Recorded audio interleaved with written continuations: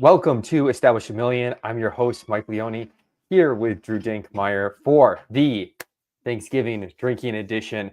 So welcome back to all our loyal subscribers who have been with us throughout the season. And thanks for checking us out if you're new here for the free episode. We'll get into the logistics. Let's get into it right away. Here's the Thanksgiving drinking game for Wait, Drew and I are going to close our eyes Mike, in 3 seconds, and I'll flash it up. Huh? Wait, am I lagged?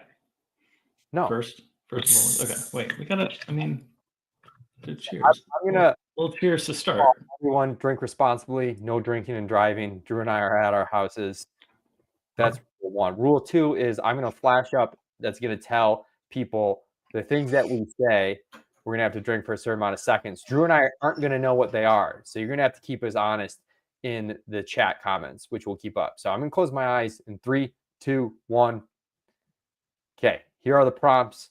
Remember them. Write them down. Do what you got to do. Make sure you chirp at us when we violate them. Okay, prompts are off. Next order of business. I need to do this so corporate doesn't fire me. Black Friday promo. Save up to 65% at establishtheRun.com/Black Friday. Okay, we did that. All right, Drew, are you ready? You ready for this show? I mean, I've been up since 4:45. I had a 7 a.m. flight today. Done a couple shows. Haven't drank in a month. I don't drink very often these days during NBA season. So no, I'm not ready at all. But cheers to you, Michael.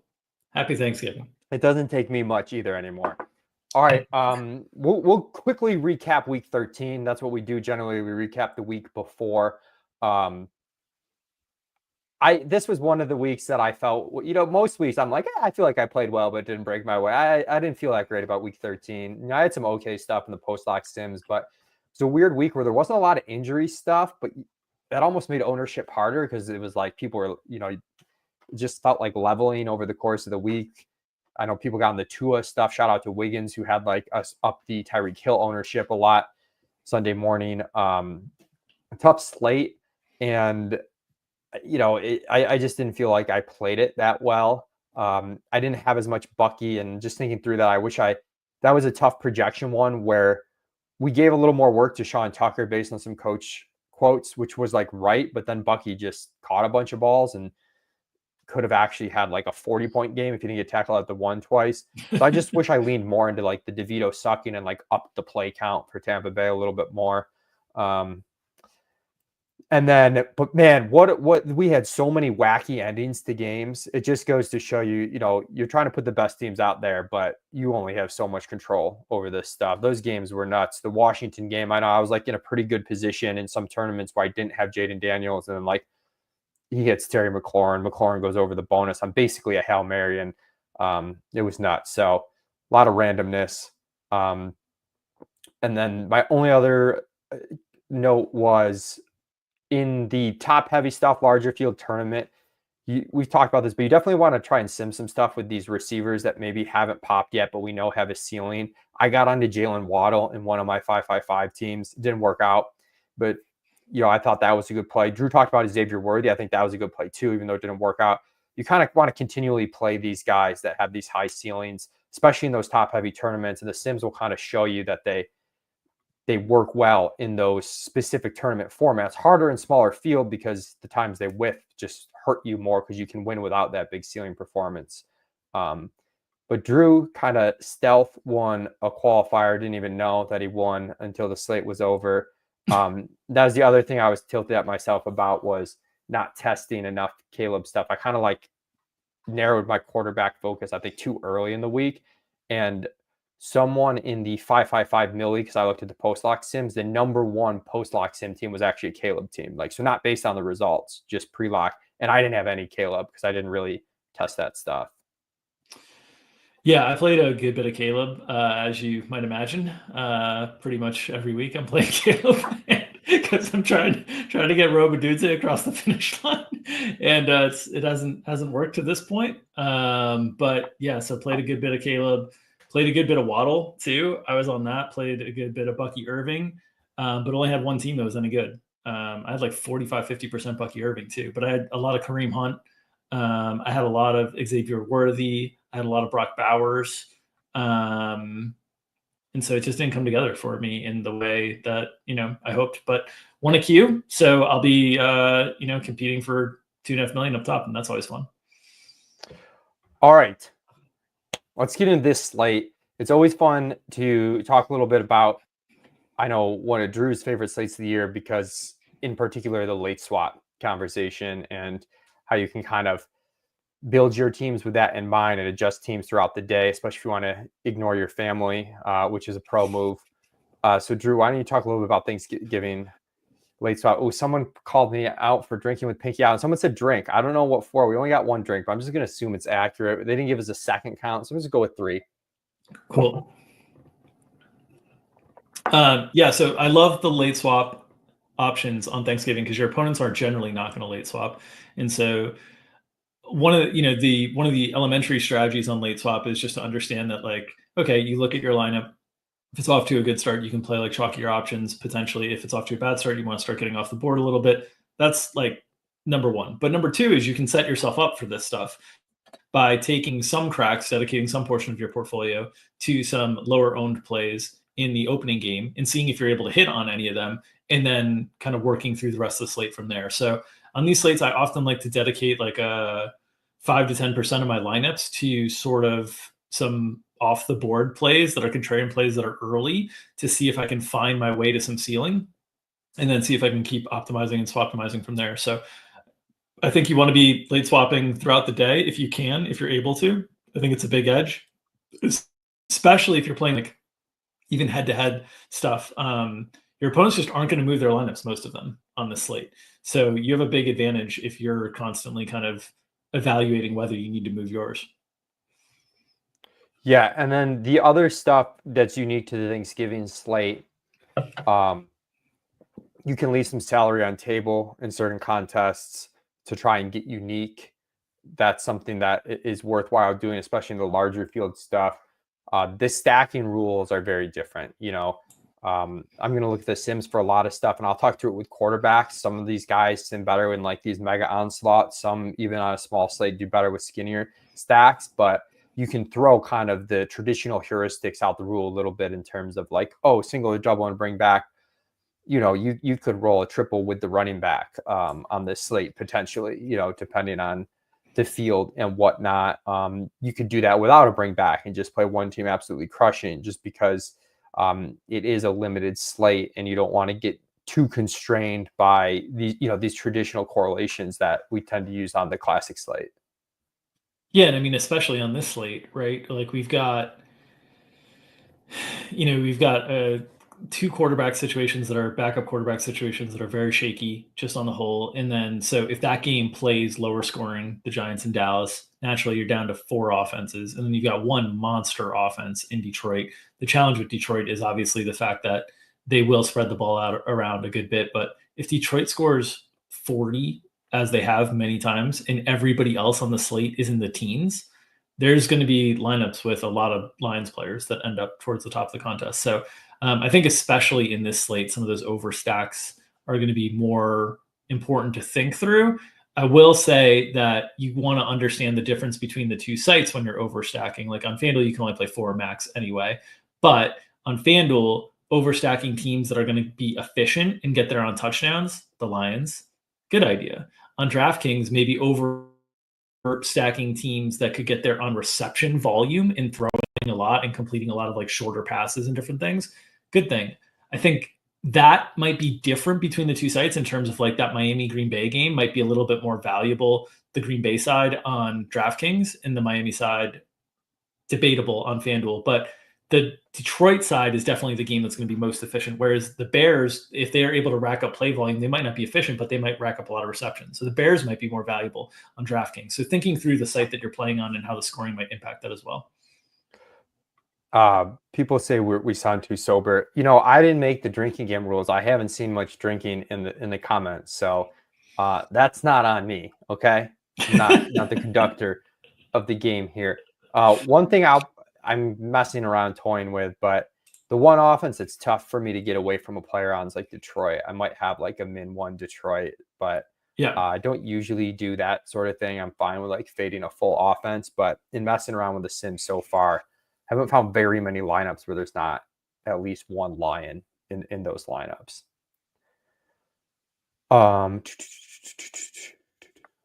Where was I? Okay. Catch your notes. Catch your notes, Michael.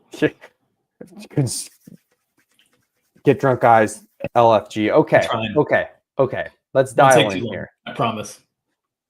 I did make a sex meme joke on the old Twitter machine today, as I was feeling saucy and getting ready for this show, and Levitan couldn't believe it, and someone had this really good response to Levitan's tweet.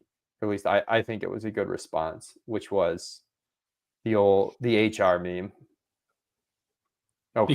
Be careful too much of what you're showing there, Michael. That's not what we're supposed to be showing. Oh my God. Just gonna show the inner workings of ETR business philosophy and strategy. I've been fired already. Great. I had that up. I had it up in 2 windows. Okay, this is what I was supposed to show you. I remembered to pull all my DMs down. Might be the right time to transition. I didn't share anything too proprietary. So I thought this was a funny response to that. Man, the alcohol hits me fast. I might seem sober, but it's not. Might be the right time to hit the seconds, I don't hit the promotion for the data engineer, because we might be showing off our tech learning skills. So you might want to hit the data engineer promotion. This is a good segue to a very professional job posting. If you're a data engineer and you want to work for ETR so that the drunken idiots can operate a little bit more smoothly, we just put up a posting. But seriously, if you're out there, we're looking for you. It's kind of like a hybrid job, a lot of like database management, cloud stuff, fancy tech words like that. AWS, Google Cloud stuff. I've got a list of buzzwords. Some like cloud stuff. All right. Crypto, blockchain, artificial intelligence. Okay. Enough's enough. Let's get on to this. Quarterbacks. The quarterback position, led by your boy Caleb Williams here in terms of projected value and projected ownership. What's interesting about this slate is, assuming DeVito plays at this min price tag, he's questionable. He's a little bit banged up. Sounds like he's going to play, but we'll see. But this is different from some of our past Thanksgiving slates, where it's a little bit more spread out in terms of what you can do. Like, you can make an argument for pretty much anything with the pricing and whatnot. I mean, DeVito's obviously last, and our ownership in the large field at least has it that way, but it is spread out there, Drew. Yeah, I think the difference in this slate between a lot of Thanksgiving slates, usually we have Dak Prescott, right? We usually have like a really high volume passing attack from Dallas on the slate. The question of Detroit, whether they'll be pushed, is a question mark. And of these teams, in terms of like pass rate over expectation right now, you'd look at Chicago and you'd look at Dallas as the teams that you'd be interested in. And those offenses don't have extremely high team totals. So you get Caleb Williams with some rushing upside that he's flashed the last 2 weeks, and you get the best value on the slate. The thing about the slate, though, that I want to highlight from an overarching perspective is it's super loose pricing wise. There are just not a lot of ways to spend the cap. So getting back to what you said earlier about leaving salary on the table, I think that's very, very valuable as an approach in GPPs this week. I also think it makes it so that most of these positions, you're just kind of evaluating raw points as opposed to value.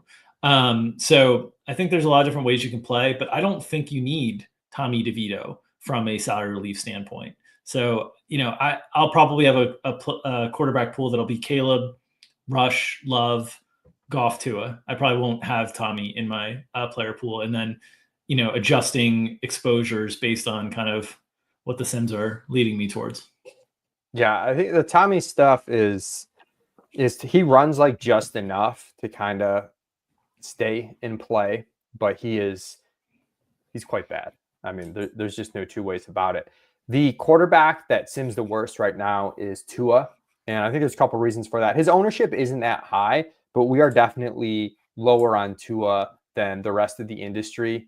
I think he's run a little bit pure. One thing I got to double check, but the rushing touchdowns haven't been there for Miami this year, which is, obviously that's leading to more passing touchdowns.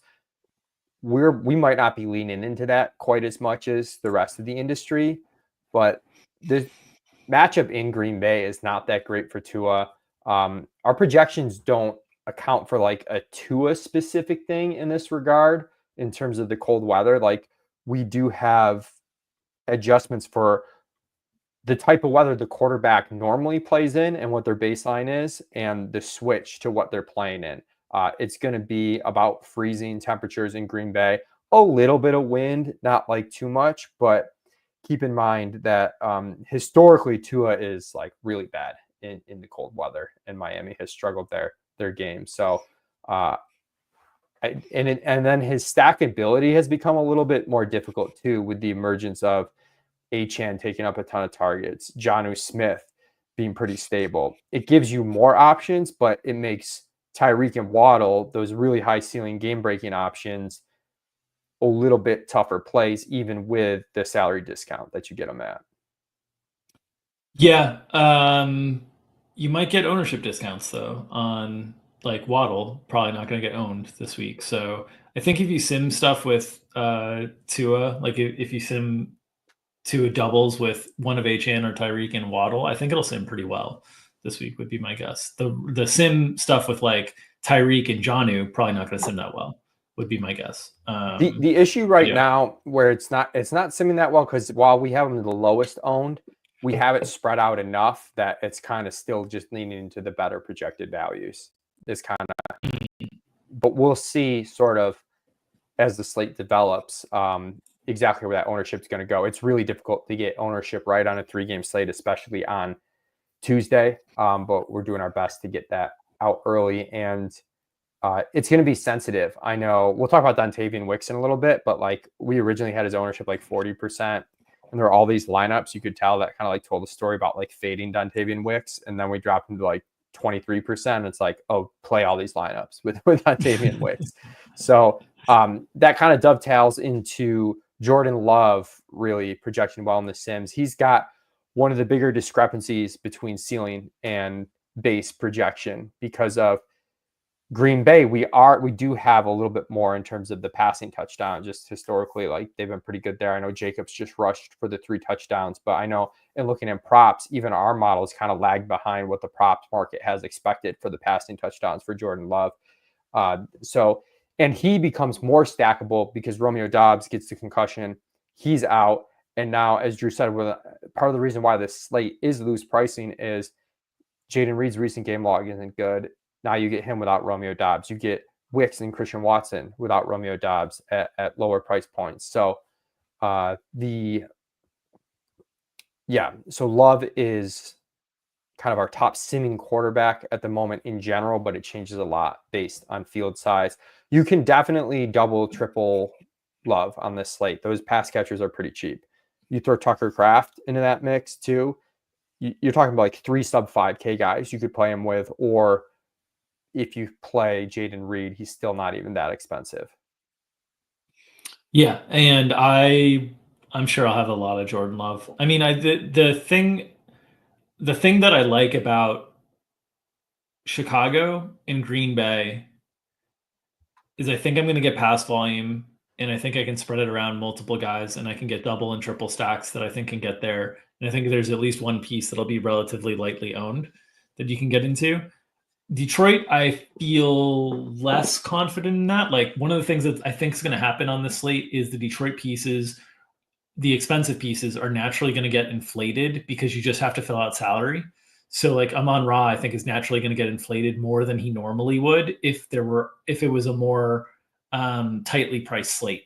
So I think I'm going to probably end up playing more stacks of other teams and then have like hoping that Detroit condenses on the passing game into one guy and then have a running back type thing from Detroit. Like that's probably how most of my lineups, I would guess, will look. I'm sure I'm going to have some Goff lineups that are doubles or triples, but I'm guessing that I'll have more of a quarterback that's not Goff, still have a couple of Detroit pieces, hope it condenses the production on them, and then I get the quarterback production from another piece that's tied more clearly to multiple pieces that fill out a lineup. Yeah, I think with Goff, it's kind of like you don't want to middle him, where you're playing singles and doubles with Goff, either like kind of avoiding Goff, like Drew said, or maybe playing some mega onslaughts of Detroit where people maybe just are afraid to play like 3 pass catchers with him or, the running backs with him, but you're just playing Detroit. We've just seen like they're a team that can score 40 points. There's not that many teams in the NFL that can do that.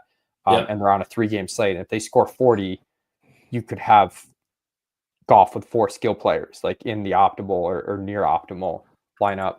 Someone asked where the sims that we're referencing are on Solver Sports. It's kind of like the established to run fantasy point sim math and projected field lineups. And then they've got the infrastructure to actually test lineups against those field lineups for different contests. So really cool stuff to check out over there. Also, a couple people asked about the jersey. I'll drink for 10 seconds if you can guess who the jersey is. It was a weird fascination I had like 20 years ago. Is that Lions? It is not. Sorry, I can't Lions. see the full jersey. I'm not doing the Barry Sanders. It is the Cowboys. It's the Cowboys, and it's 21. Cowboys alternate jersey. Is it the 31? Yeah. Is that Marion Barber? It's a weird one. No. Oh, drink 10. We said Solver. Drink 10. Okay. Oh man, we got double. Cody is on. Someone look.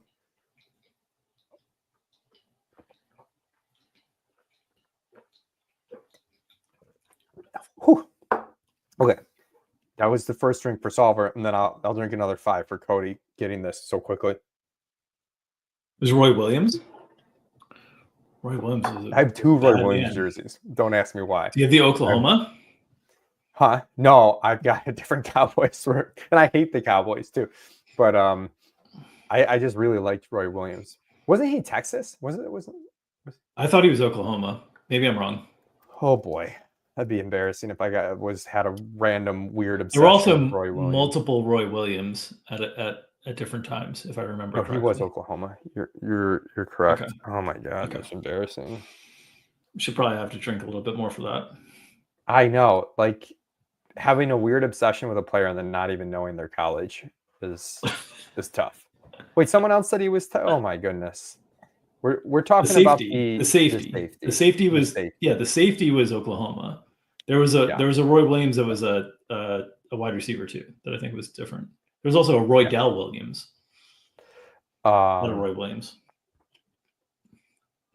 Yeah, Oklahoma. I don't know why I was weirdly obsessed with him, but looking back to quarterback notes.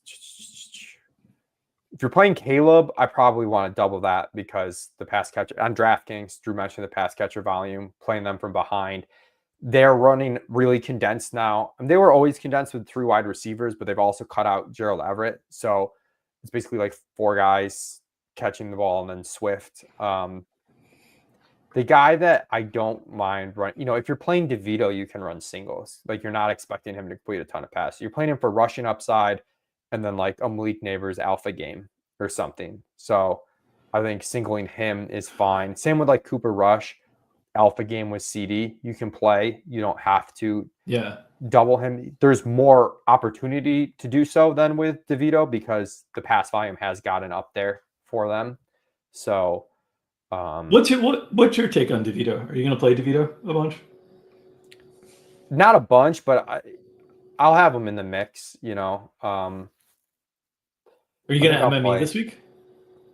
I'm going to MME a little bit. I'm gonna try and pull a Drew Dinkmeyer and MME that. MME a little bit. What is that? What is? Well, like is that a 20 medium? Teams. A medium multi-entry. Like not a maximum multi-entry. I'm kicking you off. How do you MME a little bit? I don't understand. How do I do this? There. You're going to be on the show a little bit. How's that?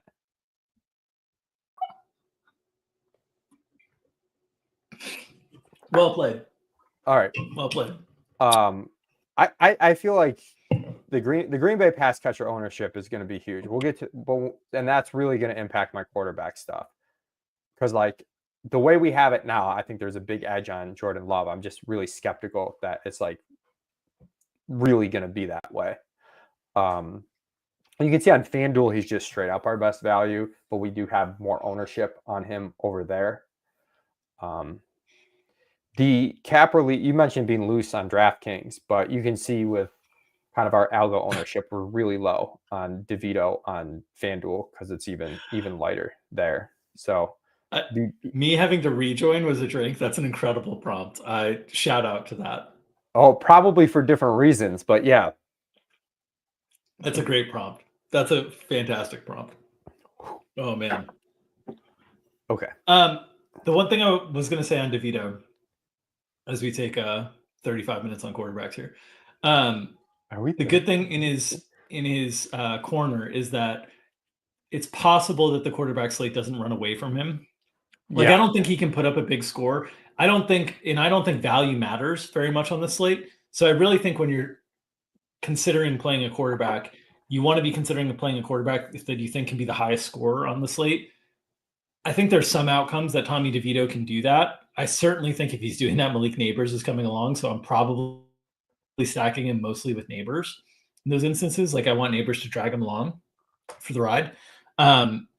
If he's doing it with his legs, it's probably a low quarterback scoring slate and maybe it can work, but I'm probably not playing for that, like, personally.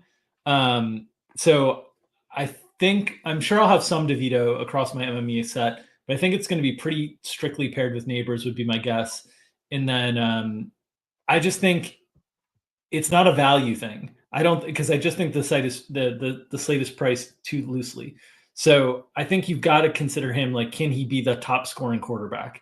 And I think the paths to that are narrow. So I'm going to treat him that way.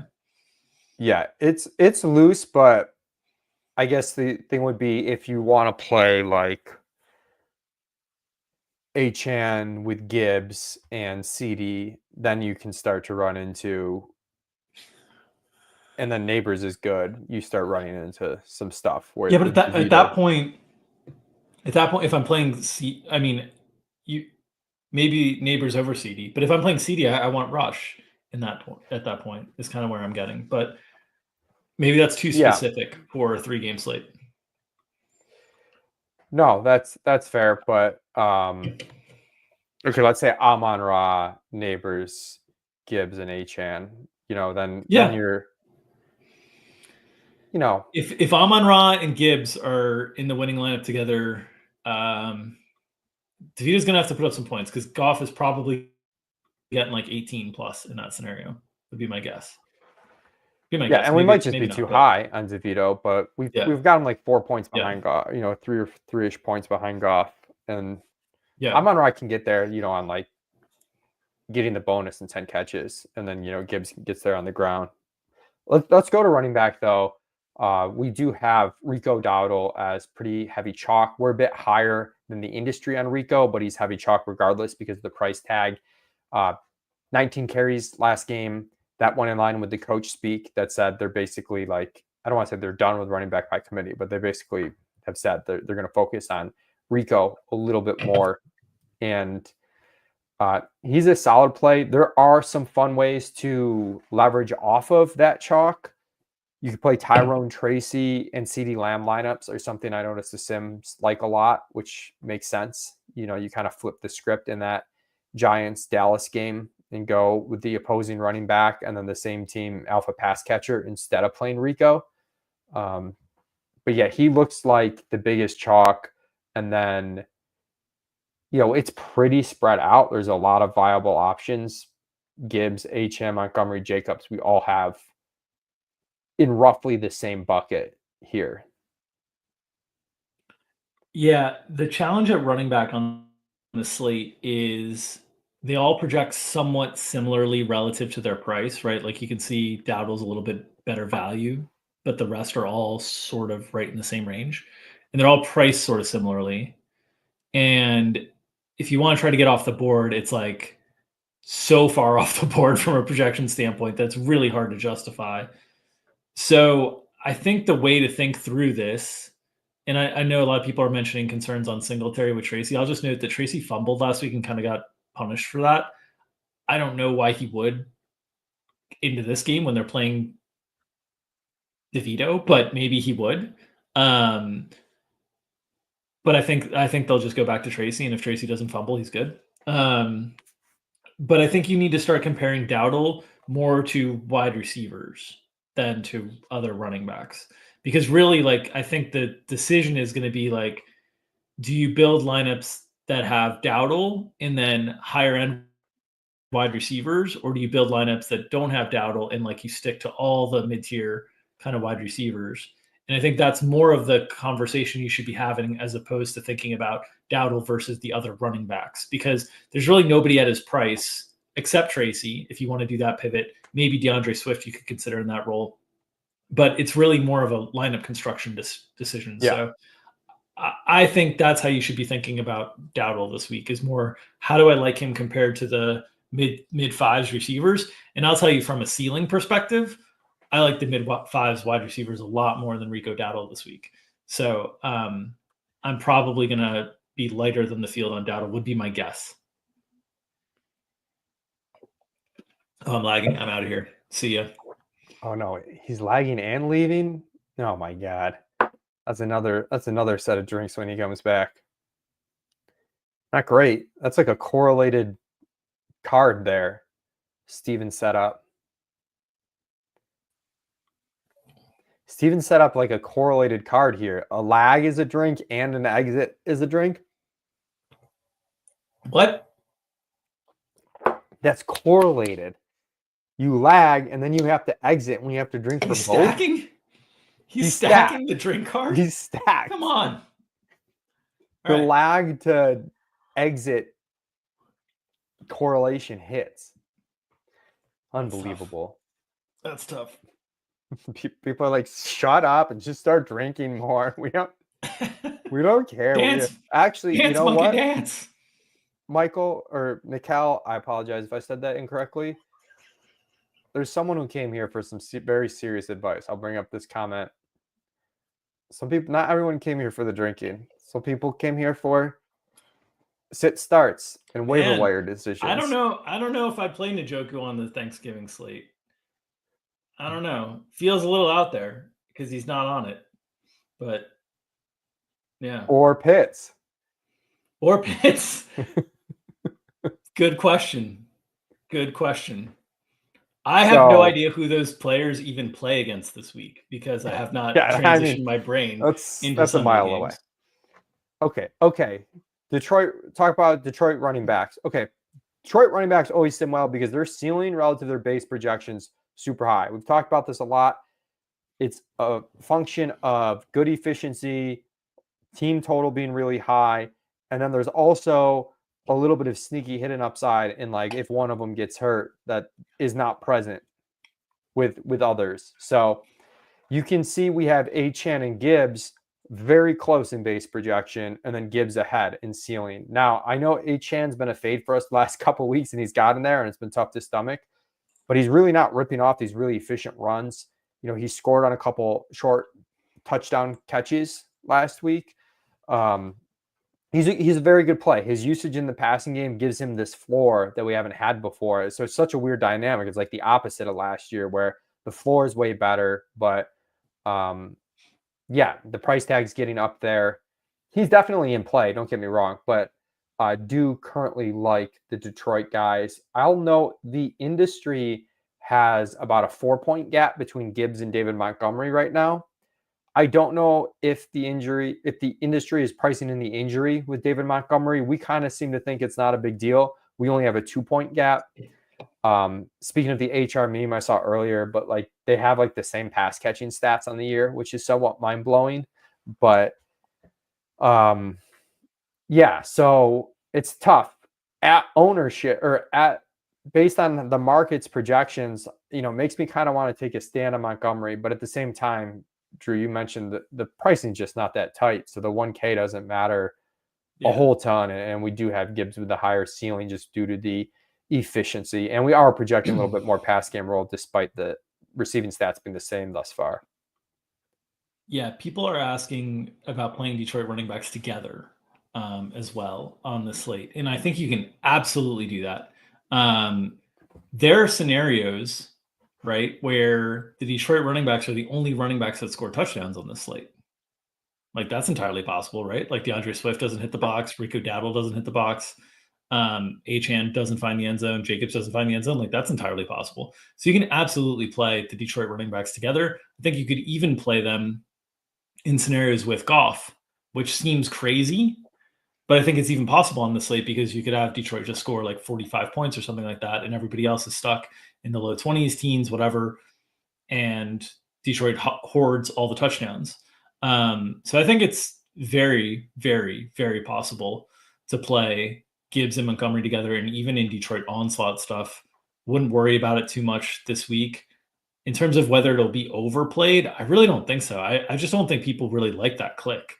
And I think the other thing you have to think about is your competition on this slate in particular. In particular, I think there's more hand building of lineups on Thanksgiving slates than any other weekend slate we're going to get the rest of the way, right? Because who wants to listen to Uncle Pete talk about whatever side of the election they were on? Nobody. They want to fire in some lineups and sweat some DFS lineups. So I think you're going to get more hand builders. Hand builders don't want to double click them. I don't think it's going to be super highly owned. I specifically tested this in the Sims beforehand, and they do like it. They like it a little bit more with specifically a Caleb stack, where I think makes sense. If they're both hitting, they're both probably scoring, and that's a lot of Detroit points, which is probably a negative game script. And then we get the condensed volume and a lot of pass catching for Chicago. So you don't have to play it with Caleb, but I do think it's probably, if I was making one team with double Detroit running back, it would be a Caleb stacked team. Okay. What's less fun about this slate than past slates, or maybe more fun, I don't know, depends how you slice it. It's a little tougher to make these justifications on the totally out there plays with the pricing. You know, in some, there's a different world where Drew is really pimping Roschon Johnson quite hard. But I get so tilted when I read the outlines that you come up with, and you are mocking what are my true and genuine intentions in the outline by saying, here's where Drew talks about Roschon Johnson. I don't appreciate it. I don't appreciate your sass, Michael, in the outlines. But yes, I would have talked about Roschon Johnson on a different slate. And maybe I'll even talk about Roschon Johnson on FanDuel, where touchdowns matter. Because maybe on FanDuel, you can sneak a little Roschon Johnson into the portfolio. But on DraftKings, you can't do it. You can't do it. I mean, like, he's got to score 3 touchdowns to, like, he has no role other than the goal line stuff. So you need Swift to get hurt. Like, there's no path on DraftKings. On FanDuel, maybe there's a path if he could get like 2 touchdowns, but on DraftKings, you can't do it. I don't appreciate the outline literally says any out there plays, and then the first bullet point is Q Dink touting Roschon. I hate you. I love you, but I hate you. The other potential out, this Green Bay stuff, they've talked about maybe scaling Jacobs back after that big workload. What sucks there is Chris Brooks is playing a little bit on passing downs. Yeah.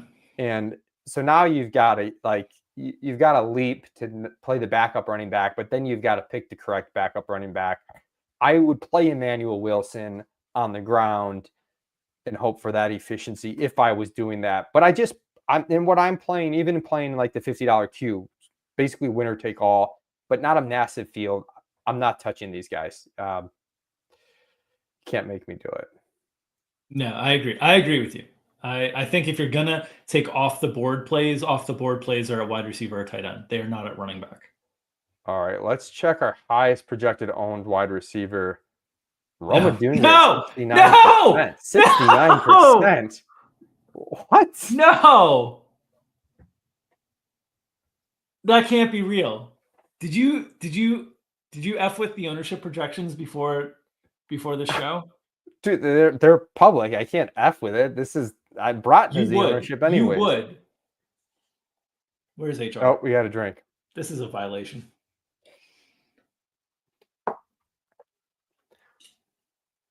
I don't know what to tell you. It's a violation of my personal freedoms. Let's check FanDuel. Oh my God, 54.4 on FanDuel. Holy Jesus. Holy macaroni. This has to be a bit. He cannot be the most owned wide receiver on both sides. You have to be effing with me. This is not right. All right, where's the real ownership? Bring me the real ownership, Michael. Let's refresh and see if we've got an ownership update.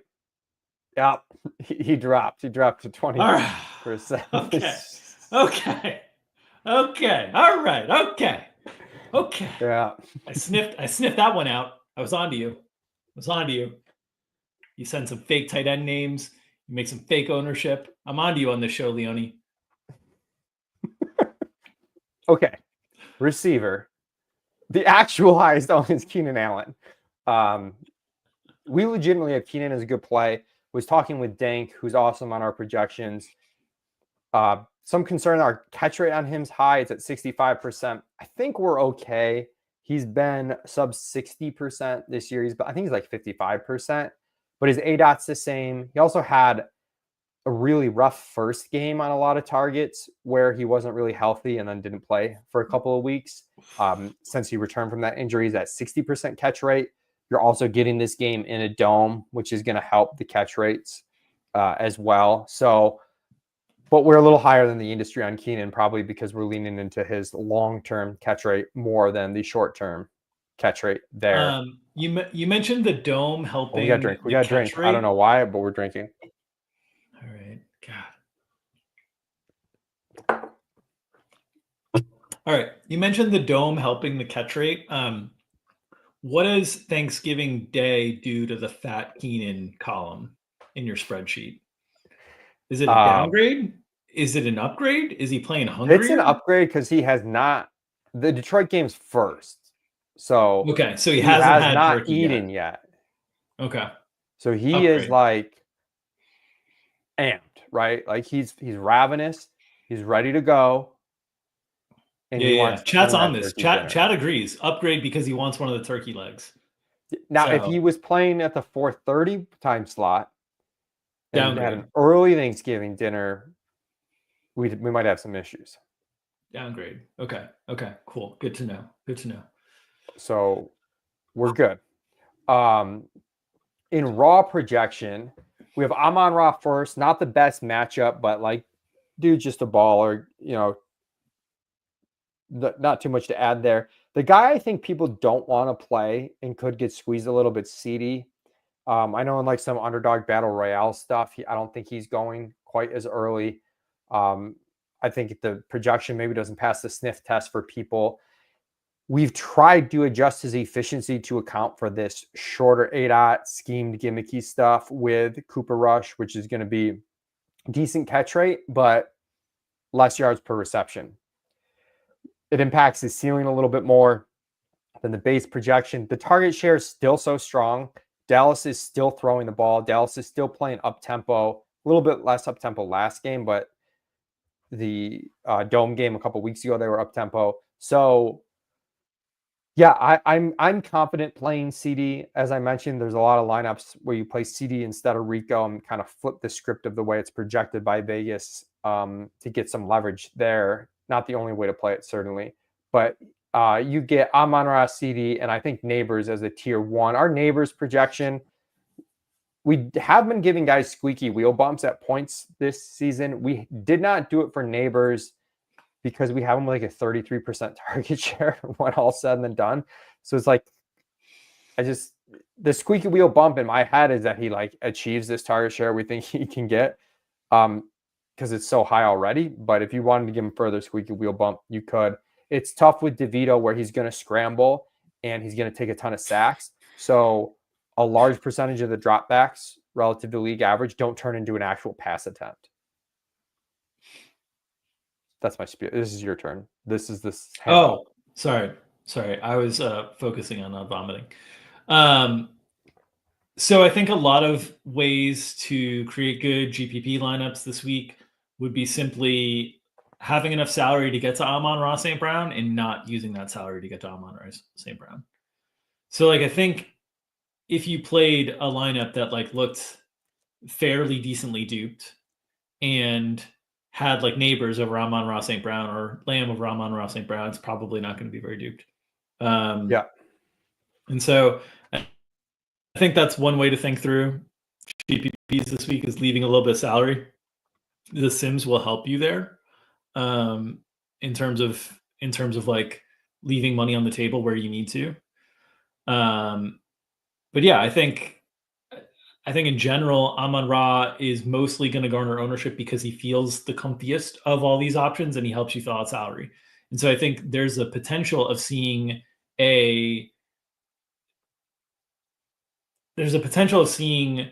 some someone get squeezed like CD or Malik or Tyreek from that upper tier group simply because salary wise, like people don't want to leave salary on the table. Yeah. That makes sense. And John Warner, Badge Bros, who's on top of the Battle Royale stuff, so CD goes wide receiver 2 at 5 overall, like every draft. So not like crazy undervalued, but we do have him. And maybe there's some positional scarcity stuff going on over there that's driving him down a bit more. But we do have him in raw projection ahead of Achane and Gibbs. Yeah. Just noting that. Also, I think I got to check our Rico projection for more than Jacobs is probably off a little bit. We will have to double check that one. The other thing I'd note is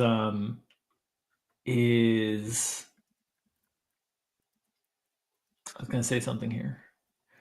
Is I think 2 running back lineups in general are probably going to be a little bit more contrarian than the field. I think the field's going to play a lot of 3 running back lineups, and probably potentially a lot of double tight end.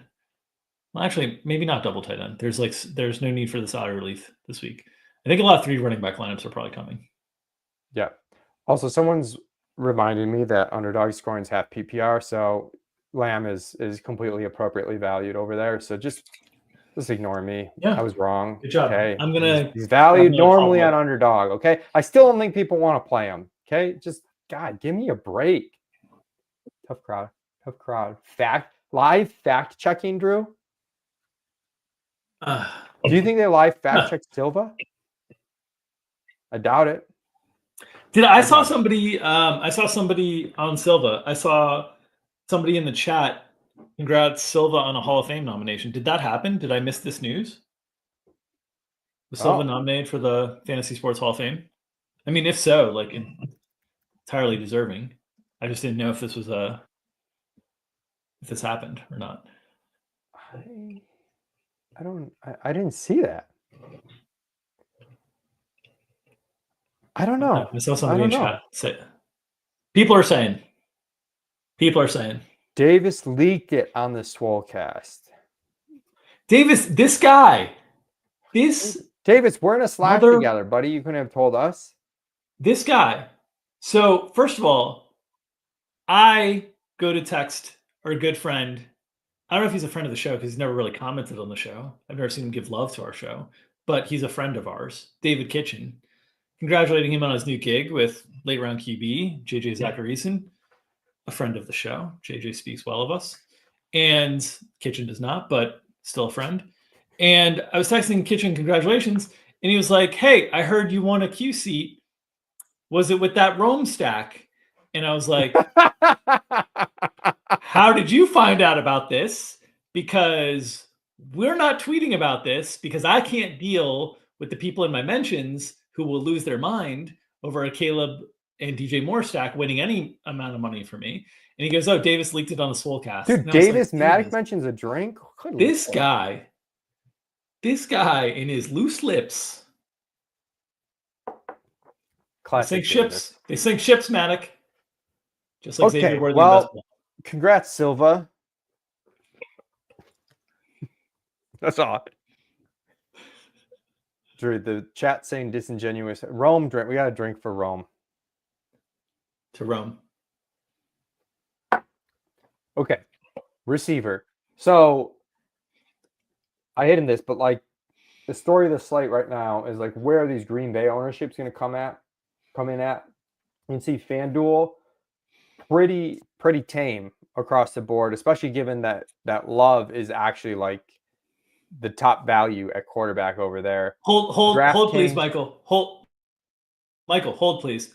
Davis said he will leak anything if it is funny enough for content. Well, Davis, how the turns have tabled, because I want you all to know that we are in a Slack with Davis Maddock, where he once said that he would press a button that would kill Leone for $1 billion.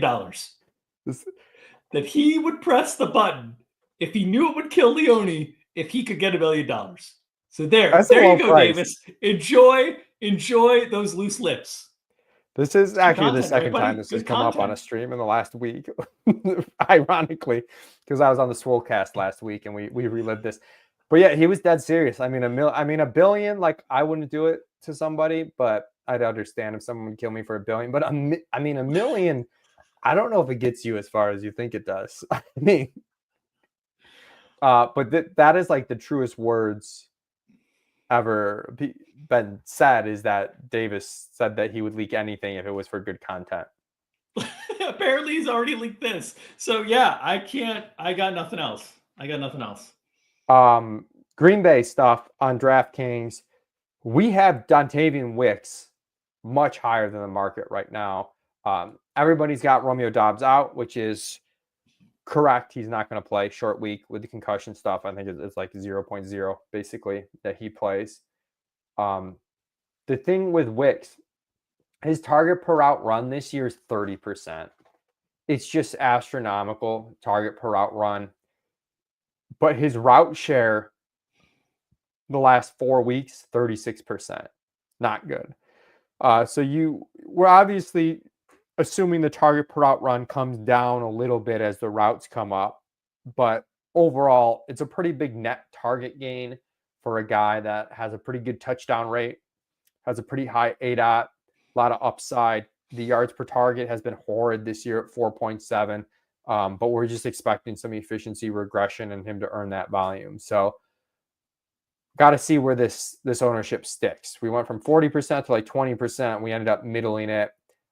If he comes in at 28, I think he's a phenomenal play. And it really boosts the Love stacks where you hope they carry each other. Yeah, the way that I'd articulate this is Green Bay's wide receiver 2-3 situation, whoever's replacing Romeo Doubs, however you view that in the pecking order, is fragile. In any fragile situation on a small slate, when there's not that many fragile situations, like you really want to be leaning into one way or the other. And if the market gets really confident that Wicks is like clearly the wide receiver 2-3 here, you might want to get away from that, because there's the possibility we've seen Green Bay rotate wide receivers in.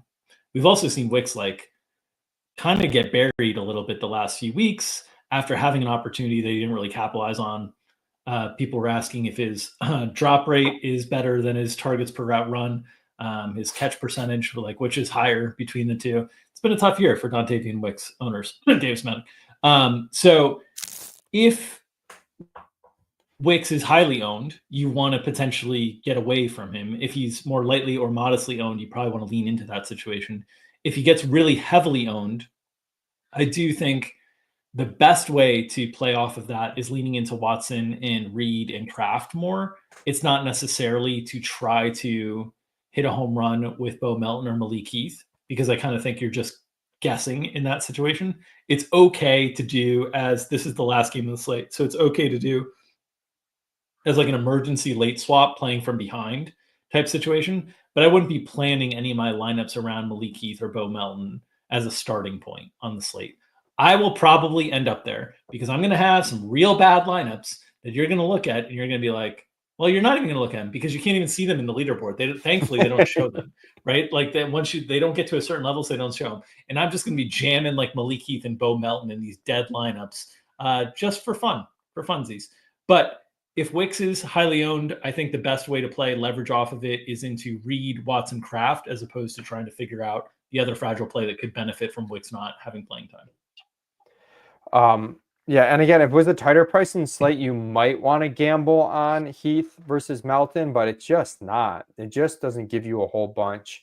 And speaking of that, also someone just quickly, Pitching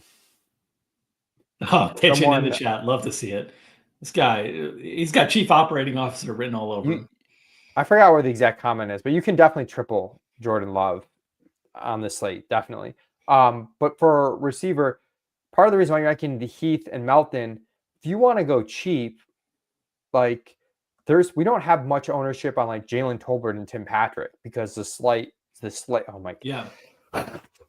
The slate is so loosely priced that even those guys who like are legitimately like on a main slate, you could squint and play those guys. And, they have no ownership on a 3-gamer because of the way it's set up.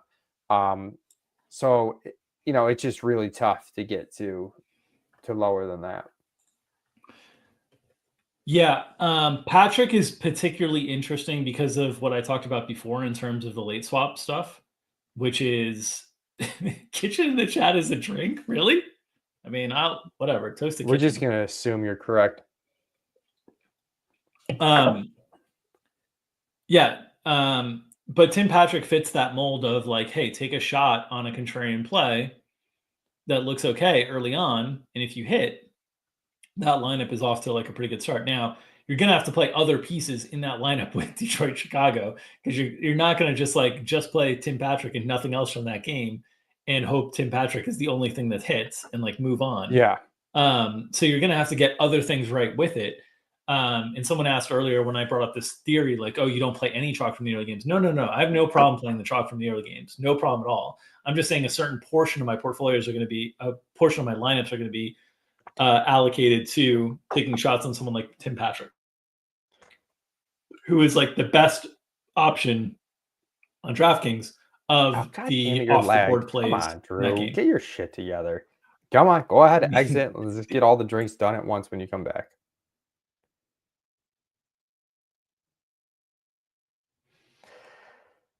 I have no excuses for him.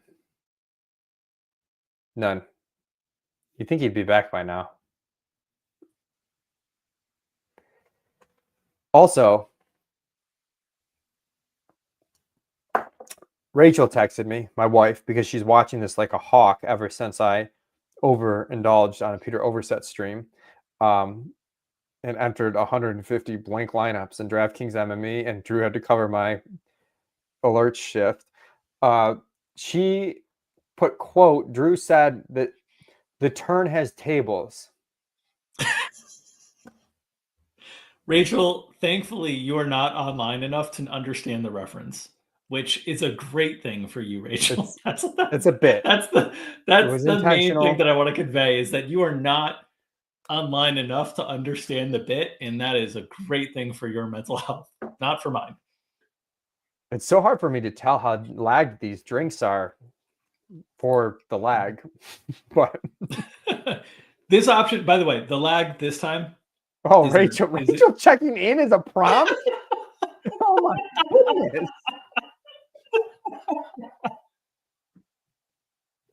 The world knows way too much about my family. Oh my gosh. It's amazing. I don't think it's the audio driver today. I have not checked in. That kind of seems to indicate you're checking in. Like you expect me to believe she's trying to save you. She's trying to save you from the drink. About that. She's trying to save you from the drink. She's adamant that she has not checked in. She's not happy. Okay. All right. Cool. It's good stuff at wide receiver. Easy DFS asked if the Montgomery revenge game is factored in the projection. Where does that rate? So from Keenan wanting the turkey leg to Montgomery revenge, what kind of scale are we working on your spreadsheet edits? I like the I've just canceled out the Montgomery Q tag with the revenge game. in my mind is what I've done. But listen, Dan Campbell is clearly the type of coach that would actually care about that stuff. So if you want to boost Montgomery, I wouldn't blame you. I get it for sure. People are saying revenge narrative train. How many prompts are on this? Rachel texted me and said, one, she supported me by watching the free stream, and two, she literally saw the drinking prompts, so she purposely hasn't checked in because she saw the drinking prompts. Amazing. Drew flag planted. Jameson Williams was a big W a couple weeks ago. Him and Waddle are interesting to me where Buddy, the flag plants are a very sensitive topic with the people, so like you got to be careful. We're gonna have a whole flag plant rant. They're very sensitive to the people. Don't worry, but those guys are on a small slate. The risk side of things tends to matter a little bit less, and that upside matters a little bit more. So again, test stuff in the Sims, or just think thoughtfully about the ceiling on these guys that I get squeamish on a large slate with poor values. There's a little bit more to it where it just takes one or two mid-tier wide receiver chalk values fouling for them to all of a sudden be the next best guys, and then they have the ceiling, on top of that. Yeah, so when I test these types of players, I lock them specifically without a quarterback, just lock them, run them through, like I have the multi lineups product on the Sims, #howrich, /tag investor. And I run like 500 lineups with them. And then I look at the Sim ROIs and try to assess. And so each week I'm looking at guys like Jameson Williams. This week it'll be Jalen Waddle. Last week it was Xavier Worthy. I think those types of plays are, especially for the largest of field contests, really important to check on and test. And this is sometimes why, like 2 weeks ago, when another behind the scenes look at the bits here that we're doing, Leone comes up with the outline during NBA season because I don't have the time to do the outline. And he literally put in the flag plan section, like, wide receiver that doesn't project well, but Drew thinks is a good play. And I was like, yo, Jameson Williams is a good play in the tournaments that I play. And I'm sorry he's not a good play in your 35-man field Thunderdomes. But now, look at Leone. He's come around. He's talking about him. He's talking about Jameson Williams. He's talking about Jalen Waddle. He's come around to my line of thinking, and I'm proud to see it. George asked if the Sims went down, would Leone still play a slate or unregister? I do not like the immediacy and the magnitude of that reaction. Neither of those components are sitting well with me from Drew. No, I would unregister from my partial MME set. my medium multi-entry. I can click some buttons though, George. But I got no clue what to play in that $50 queue without my trusted buddy, The Sims.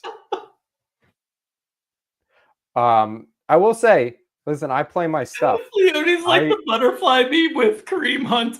Kareem Hunt, is this a GPP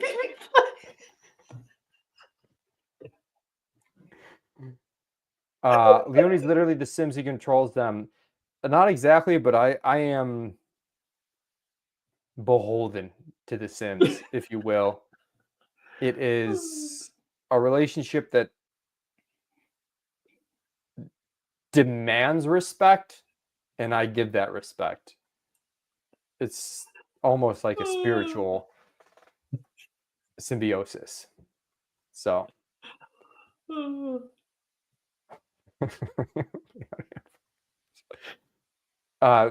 there is this secret sub Discord channel in Peter Overset's ship chasing Discord. This is how niche we are, where they just act like I control the projections for all sports. And I tried to explain, and they like, no, it's not really me. Like the Wizard of Oz. Leone is the Wizard of Oz. You just got to pull the curtain back. I pop in there and they're like, machine. Leone projects Luka ahead of so-and-so. And I'm like, I don't know who these NBA players are that I'm projecting. So now I piped in one day and noted, because I wanted to give Jack and Dank their kudos. So now instead of referencing me controlling the projections, they reference me and 4 guys controlling the projections at all times. So it is Leone and 4 guys. Let's go to tight end. Let's move this along. Are we doing the game this year? We don't have a game graphic this year. We could do the game. Don't look at these the look like right now. Wait, what? There's definitely a name I've never seen before. Okay, we'll do the game. The game is, okay, Drew will identify whether this is a real tight end or not. Okay, John Fitzpatrick. No shot. There's no shot there's a John Fitzpatrick. Not only is there a John Fitzpatrick, he was just on the screen and you missed it. So what? God. So you're 0 for 1. All right. Okay. Ben Sims. Yeah, I saw that one. That's the one I saw that I'd never seen before. Yeah, all right. That one would have gotten me if I didn't see it. If I didn't see it, that one would have gotten me. John Fitzpatrick is pretty. I'm sure you've learned outrageous. Stone Smart by now, so I can't do that one again. Yeah, that one's gotten me at least once, maybe twice on this stream. Is he on this slate? Is he on one of these teams? He's on the Chargers. Okay, he's still on the Chargers. Good for you, Stone. Nice winning season. Let's see. Tough loss last night. Sorry about that. Okay. Arnold Ebiketie. I feel like I'm at the spelling bee. Can I have the origin of no the word? Can I have a spell like Abikiti? Is that what you just said? Yes, that is what I said.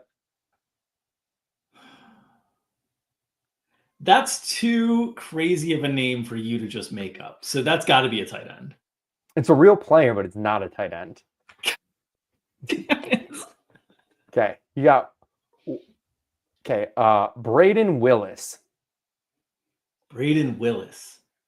That dude. I feel like I saw that name in a college DFS game years ago. Braden Willis. Did he play at Mississippi? I think he's not play at Mississippi. It's a different guy entirely. Not a tight end. I'm going not a tight end. Braden Willis is a tight end for the San Francisco 49ers. God, come on. Played at Oklahoma. Oklahoma. That was close to Mississippi. They're in the middle of the country somewhere. I don't know enough geography to dispute that. Okay. Now tight ends who are actually on the slate, 2 of which were in the game, John Fitzpatrick and Ben Sims, but you're not going to play them. Probably won't get a ton John of Fitzpatrick is on the slate because the wide receiver stuff is so loose. You're probably not going to get a lot of 2 tight end teams, but it's always, it's viable. The guy that I feel like you're going to like, shocking, is Cole Kmet, but we have seen the Gerald Everett routes basically cut to 0, which is really good news for Cole Kmet.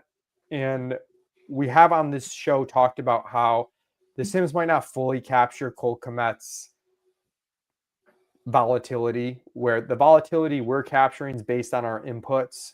But if you look at like his game log, there's just some random spike weeks that have happened 3 or 4 times now that if you're telling yourself there's signal there just might be a little bit more ceiling than we're giving him credit for. It's also on a main slate, a big week. While Cole Kmet has that volatility that you want to search for to potentially find you like a tight end winning score, he also comes with a downside that has a bunch of costs to it on a big slate, because it's hard to take full blown zeros.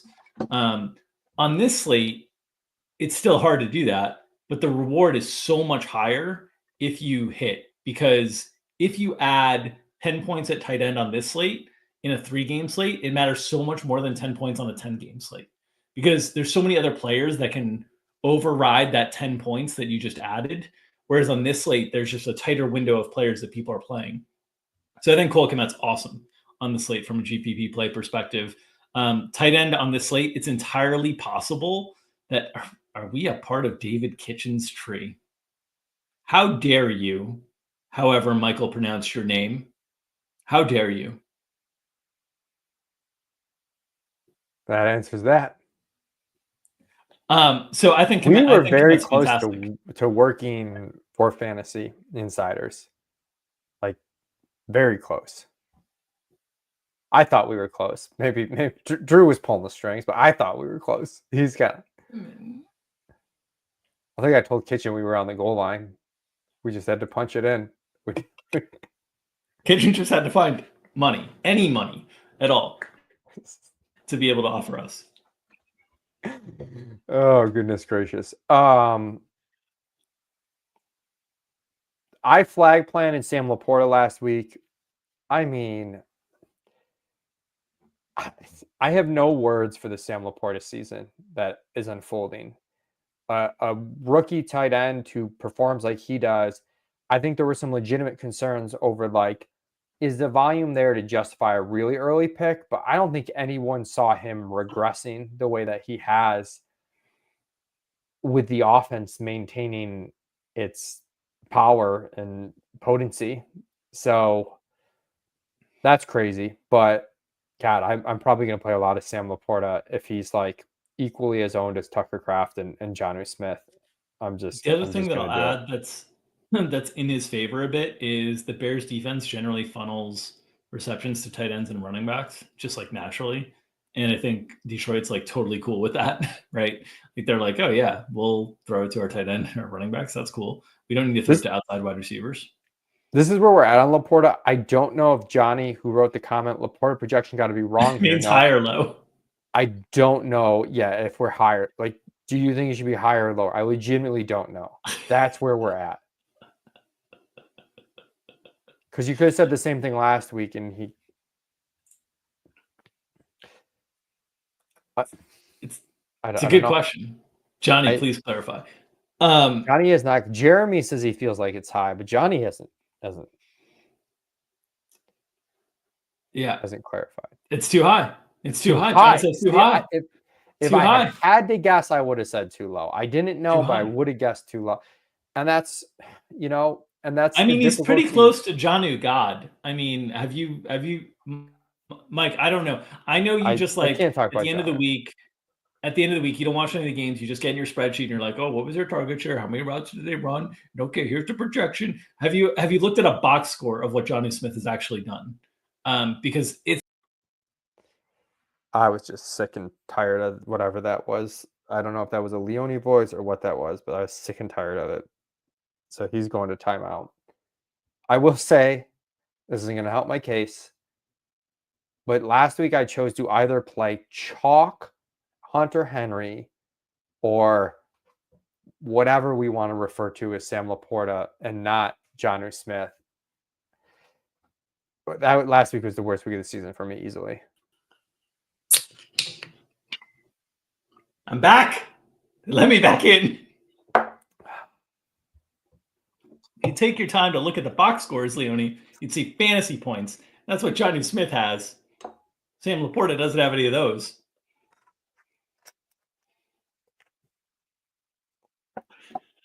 Luke Schoonmaker, 3,400. Guy scored a touchdown last week. I saw it on the box. Does anyone else, when they pronounce the name Luke Schoonmaker, think of Mallrats? Anyone? Anyone at all? I haven't seen Mallrats in a long time, though. Oh, when he's staring at the magic eye, it's like I see a schooner or a sailboat. That's all I think of when I see Luke Schoonmaker. I think of Mallrats every time. Anybody? Is it just me? Okay. Clerks is the original, right? Clerks is the original. 37 in a row.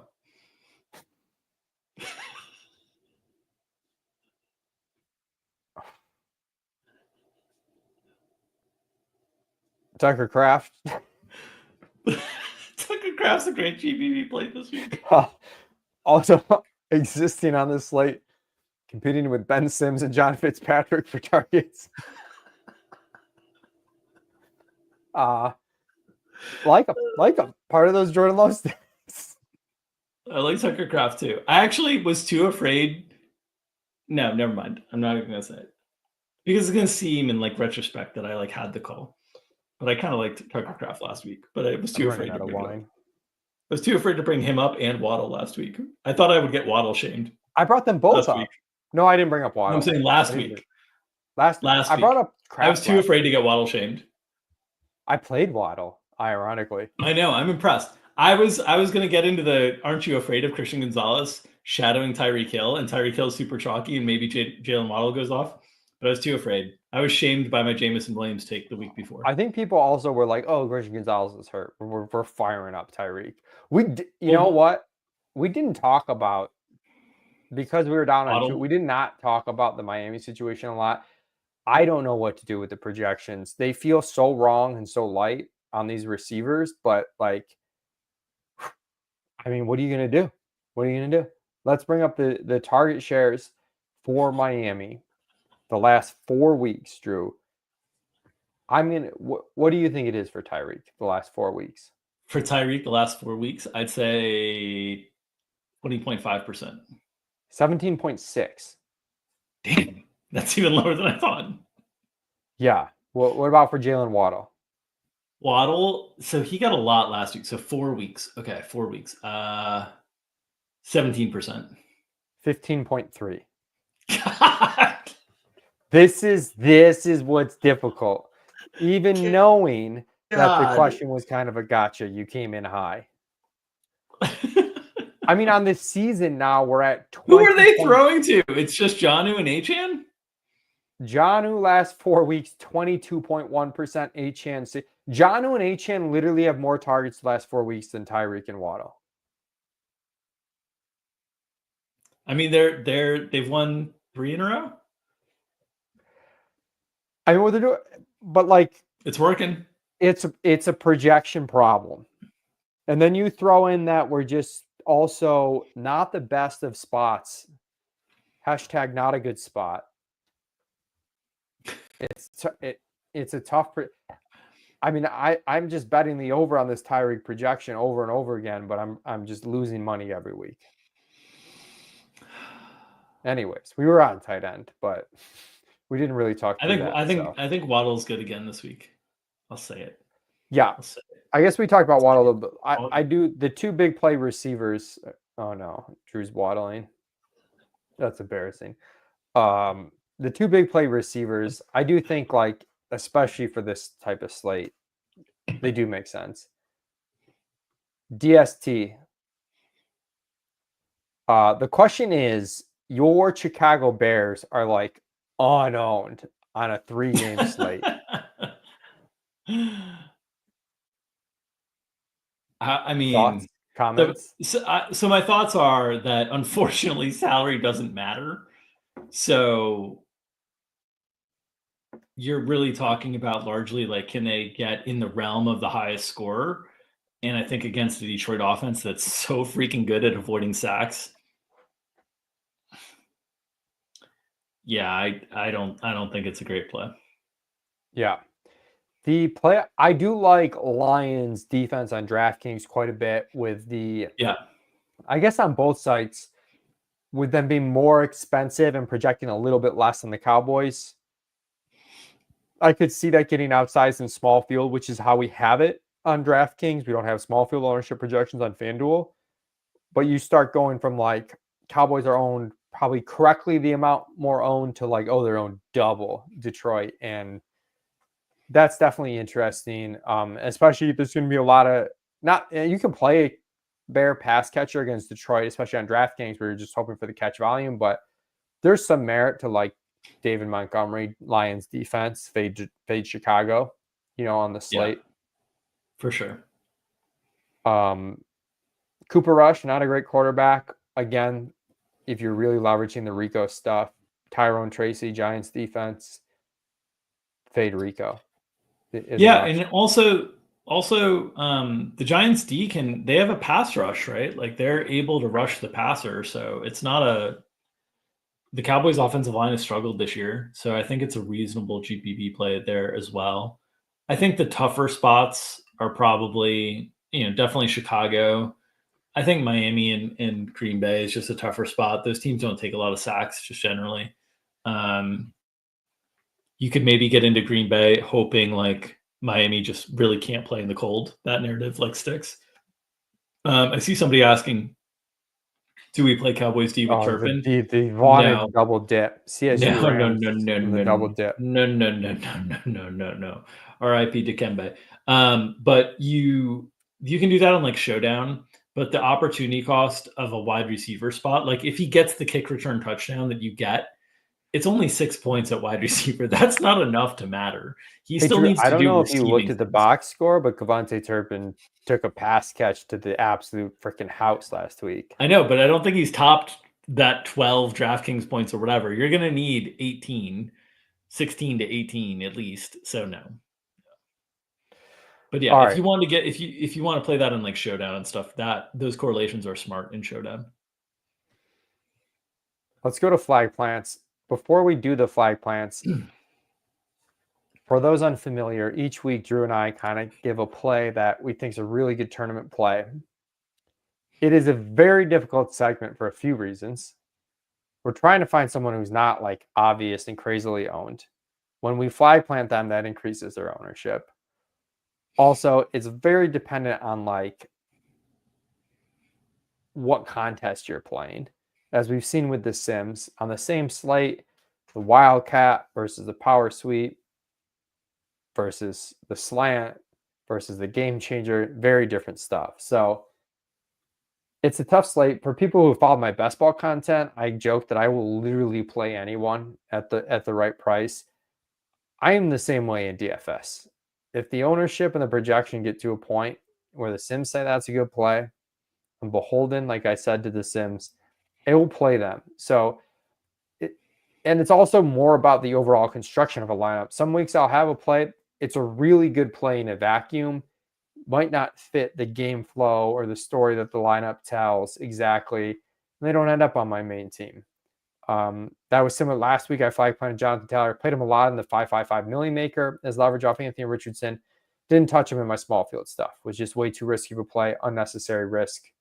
Could have played it other ways. So Drew has satirized the flag plant section, if you will, a little bit by flag planting Roma Dunze consistently. Most of the people are in on this bit. Not everyone is. He's getting hate mail. He's winning tournaments without Roma Dunze. The people are angry. Give the guy a break. This people is are angry. Yeah. So what I'll just note is, we were debating, and you'll still have to wait and find out whether we continue the bit of me flag planting Roma Dunze with a new audience, with a free audience, and who are not in on the joke. And so we want to explain the joke a little bit. 2 of these 4 weeks, I've released another name instead of Roma Dunze. Brees Hall 1 week on a written piece of paper, and Bucky Irving last week when Leonie asked me any other names. And I said Bucky Irving. So this week, we'll see if Roma Dunze for the 5th consecutive week. The good news is Saturday's version of ETM will guarantee not have a flag plant of Roma Dunze because he's not on that slate. It is remarkable that Drew decided to do the bit the exact time that he hit on the 2 most important players on the slate 2 weeks in a row. And most people didn't really listen.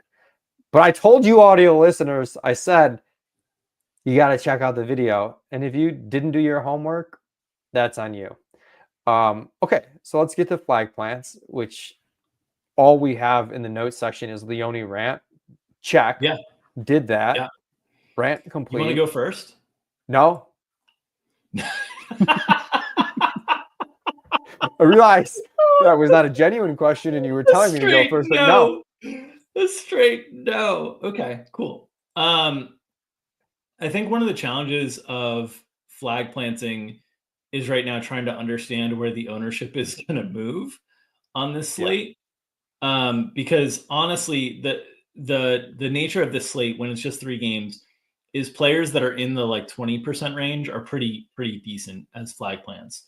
The players that are like sub 10%, they're sub 10% largely for a reason. I think they're good plays in really large field stuff, but they're probably not plays you want to like kind of build a strategy around. And so I think when we're trying to flag plant, I'm going to try to hit kind of all marks in terms of players that I think that I will have a higher weight than the field in, and that's what I've been doing, and what I will continue to do. And players that I think you could also kind of build a strategy around. And so this week, I think one of the things that's going to happen is I think this Dontavian Wicks ownership is going to keep steaming up and up and up. And I think people want to play Dontavian Wicks. He was a waiver wire candidate that we advise people to spend a lot of money on. He's a very talented wide receiver. He was getting a lot of buzz in the preseason. Like Mina Kimes was all over Dontavian Wicks as like a breakout player as well. He's been really good when he's gotten opportunities in the whole. This season he is not. So I'm going to flag plant Jaden Reed. I think Reed's ownership is going to get sort of stuck in this like mid range where he's going to be owned as like the 6th best wide receiver, something like that, something in that range, like 5th, 6th, or whatever. And I think he's going to have a big game this week. So Jaden Reed is my first flag plant. I think he's leveraged off of Dontavian Wicks. I like it. I do like that play. And speaking of that, if the ownership on Dontavian Wicks actually was 20 to 25%, I'd be flag planting him easily. It's not going to waste anyone's time with that. The player that, I've messed around with the Sims the most, who I don't think will get steam. I just don't think people want to play him. But I'm going to take the Tyrone Tracy flag plant. Had the fumble last week, had the Devin Singletary touchdown, negative projected game script on the road as underdogs. Rigo Dowdle is chalk. People don't want to play it. So I will combine the Tyrone Tracy play with the Rigo Dowdle fade. That's my flag plant. I dig it. I think in general, like a Dowdle fade on DraftKings is really interesting.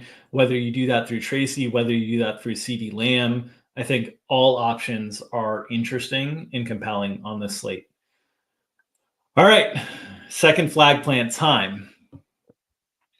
Like 2 weeks ago, I had a monologue. Last week, I had song lyrics. This week, I have nothing prepared at all whatsoever.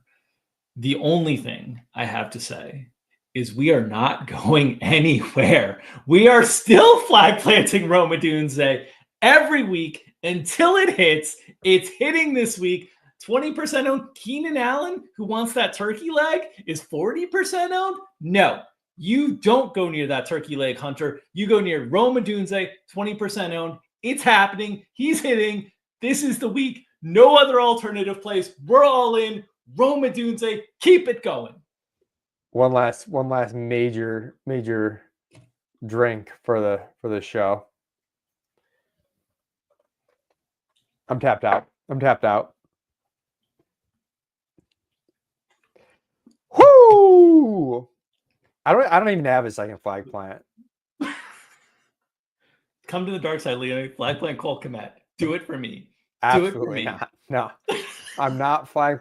I honestly, I want to flag plant Sam Laporta again. I kind of want to do your Rome Odunze bit with Sam Laporta at this point. Just just to make myself feel better that I drafted him at the 3-4 turn in fantasy drafts. And he's going to be equally as owned as Tucker Kraft and Jonnu Smith. We're doing Sam Laporta 2 weeks in a row. Sam Laporta. Cheers. Play him. Cheers to Sam Laporta. Okay. Rome. Here's a banner that I was supposed to put up several times throughout the show. Look at it. It's on the bottom. Black Friday sale. EstablishToRun.com/Black Friday. 65% off. That's a lot of percent. We need to earn our steak knives here at ETR. Promo code Odunze. Is that the real promo code? Please tell me it is. Promo code. There's no promo code. There's not actually a promo code. There are no promo codes. I'm telling you, Rome goes for 6 for 110 and a touchdown this week. and I've got cleared this with Taylor KB, but for 1 week, we change all the banners on the site to establish the roam. 1 week. 1 week, Taylor KB. It's by request. 6, 1, 10, and 1 or better. So that's 26 DraftKings points or better. Wow. 1 week. Establish the roam. We're doing it. Gumby. Shout out Gumby. Taylor's not signed off on this. His Battle Royale Sims. Leonian 4 beers likes the Porta. Well played, sir. All right. That's going to do it for us for the main slate edition of Establish a Million for subscribers of ETR.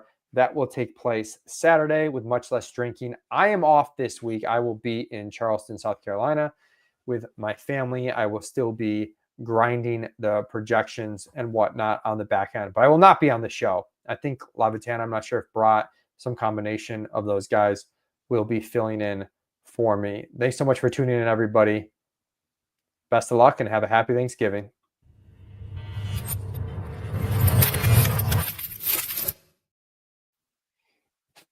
Oh, that's still us.